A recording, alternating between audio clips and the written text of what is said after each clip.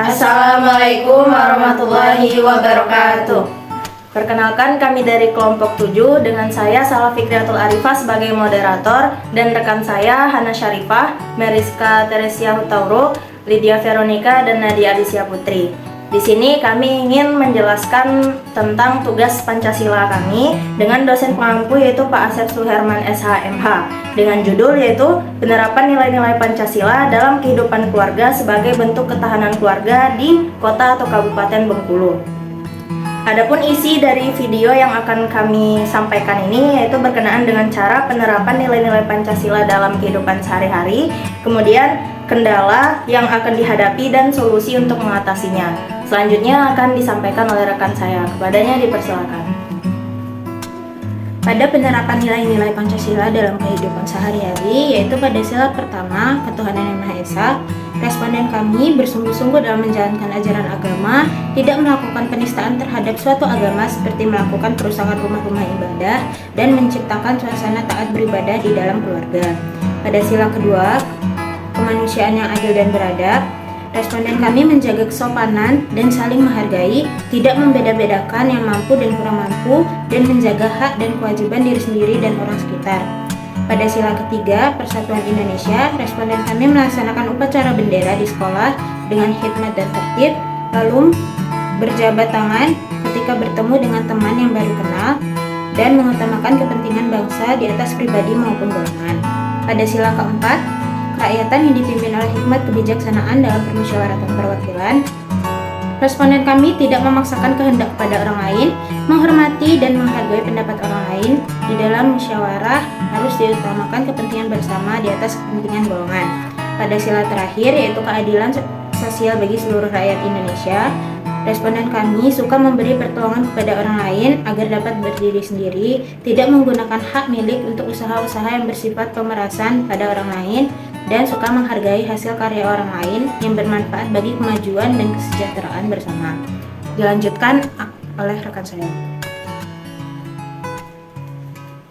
Ada beberapa kendala yang dihadapi oleh masing-masing responden dalam menerapkan nilai-nilai Pancasila dalam kehidupan sehari-hari yang telah kami rangkum. Yang pertama yaitu nilai ketuhanan. Beberapa responden merasa masih kesulitan dalam menerapkan ibadah di awal waktu, kemudian sulit untuk mengajak anggota keluarga lain untuk beribadah bersama-sama, sehingga untuk menerapkan kesadaran sendiri di keluarga masih kurang. Yang kedua yaitu nilai kemanusiaan. Beberapa responden mengatakan jika sulit untuk kumpul keluarga karena banyak yang sibuk. Kemudian ada juga yang susah menerapkan nilai Pancasila di lingkungan tempat responden bekerja. Menurut responden lain, dalam hubungan orang tua dan anak terkadang masih sulit untuk mengawasi anaknya.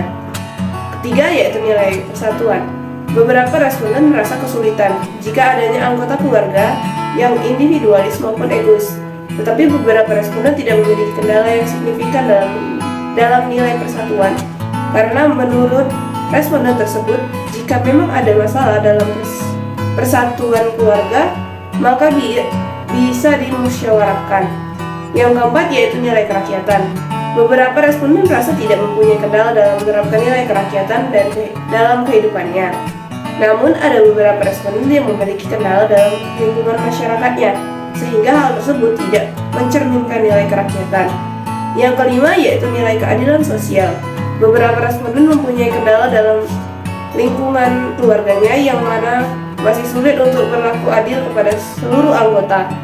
Ada pula responden yang juga kesulitan dalam menerapkan nilai keadilan di lingkungan masyarakat, karena keadilan di masyarakat tersebut masih cenderung kurang diimplementasikan. Oleh karena itu, dari hasil analisis kami, ada beberapa solusi yang dapat diterapkan. Yang pertama, meluangkan waktu bersama keluarga. Yang kedua, menjalin komunikasi yang baik. Yang ketiga, saling mengingatkan. Yang keempat, mengawasi dan menganalisis lingkungan sekitar. Yang kelima, membiasakan untuk menerapkan musyawarah. Yang keenam, sadar akan peranan nilai-nilai Pancasila bagi keluarga dan keberlangsungan generasi yang baik. Sekian dari saya lanjutkan kepada rekan saya. Dari hasil pengumpulan data dan analisis yang dilakukan, dapat ditarik kesimpulan. Yang pertama, dalam penerapan nilai-nilai Pancasila di kehidupan sehari-hari, sangat diperlukannya pemahaman serta kesadaran akan pentingnya hal tersebut. Nilai-nilai Pancasila yang biasa diterapkan yaitu nilai moral ketuhanan, kemanusiaan, persatuan, kemusyawaratan, dan keadilan. Adapun beberapa contoh langkah implementasi nilai-nilai tersebut antara lain memiliki agama yang dianut dan selalu taat beribadah serta menjalankan perintah agamanya, mengajarkan serta menasehati orang yang tidak taat akan aturan baik itu agama maupun aturan sosial, bertoleransi di lingkungan sosial dalam segi apapun itu, menjunjung tinggi hak asasi manusia di lingkungan sekitar sehingga tidak adanya diskriminasi yang dilakukan kepada kaum minoritas maupun kaum mayoritas, mempunyai sikap cinta tanah air dan rela berkorban untuk bangsa dan negara, menerapkan diskusi dan musyawarah untuk menyelesaikan suatu perkara, selalu memperbaiki diri dari segi apapun, dan masih banyak cara-cara penerapan nilai-nilai Pancasila dalam kehidupan sehari-hari. Selanjutnya akan dilanjutkan oleh rekan saya. Masalah dan kendala akan terus mendampingi seseorang ketika ingin melakukan suatu usaha atau kegiatan. Namun, dari masalah dan kendala itulah akan tercipta solusi yang relevan dan efektif dalam mengatasi kendala tersebut. Dari hasil analisis data yang didapatkan oleh penulis, didapatkan yaitu beberapa kendala yang terjadi seperti dalam menerapkan nilai ketuhanan, adanya kendala ketika mengajak anggota keluarga untuk beribadah. Solusi yang dapat diberikan yaitu menasehati dan tetap mengajak anggota keluarga tersebut untuk melaksanakan kewajibannya. Selanjutnya, pada nilai kemanusiaan, yaitu adanya kesenjangan dalam bersosialisasi di lingkungan kerja.